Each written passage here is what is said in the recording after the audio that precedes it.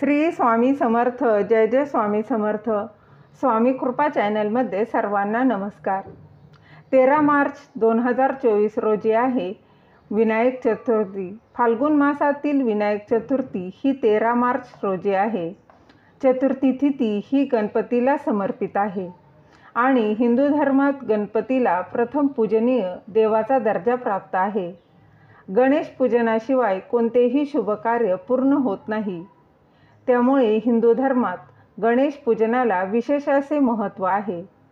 विनायक चतुर्थीला गणपतीची विधिवत पूजा करत काही उपाय केल्याने सकारात्मक फळ प्राप्त होते, व्यक्तीचे नशीब उजळते. चला जाणून घेऊया विनायक चतुर्थीच्या दिवशी कोणते उपाय केले पाहिजे.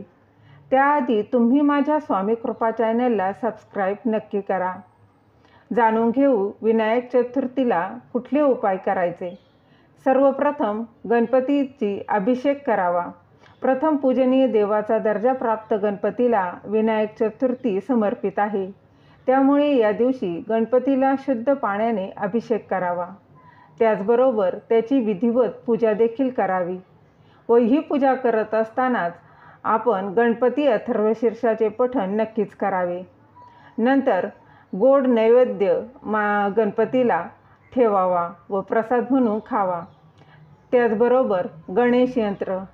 विनायक चतुर्थीच्या दिवशी गणपतीची विधिवत पूजा करत गणेश यंत्राची प्रतिष्ठापना करा. गणेश यंत्राची प्रतिष्ठापना आणि नियमित पूजा केल्याने शुभ लाभ होतो. हे यंत्र घरात ठेवल्याने कोणत्याही प्रकारची नकारात्मक ऊर्जा घरात प्रवेश करत नाही. यानंतर हत्तीला हिरवा चारा द्यावा. गणपतीला गजमुख देखील म्हणतात. गणपतीला हत्ती प्रिय आहे.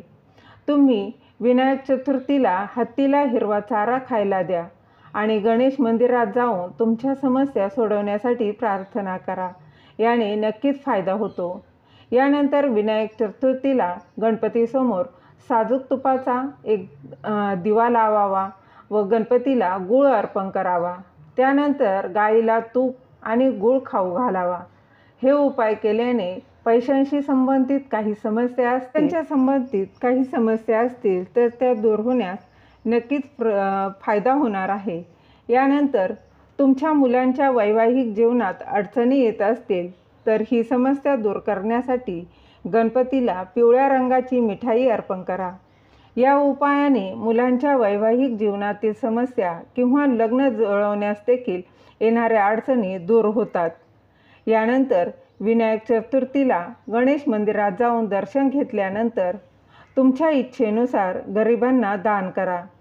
तुम्ही गरिबांना वस्त्र, अन्न, फळे, धान्य काहीही दान करू शकता. जे तुम्हाला शक्य होईल ते तुम्ही दान करू शकता.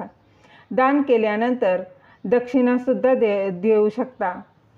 त्याचप्रमाणे हिंदू धर्मात दानाला विशेष असे महत्त्व आहे. दानामुळे पुण्य प्राप्त होतं. श्री गणेशाची आपल्या भक्तांवर कृपा राहते.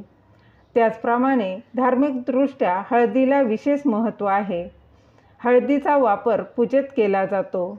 विनायक चतुर्थीला श्री गणाधिपतये नमः या मंत्राचा उच्चार करत गणपतीला 5 हळकुंड अर्पण करा.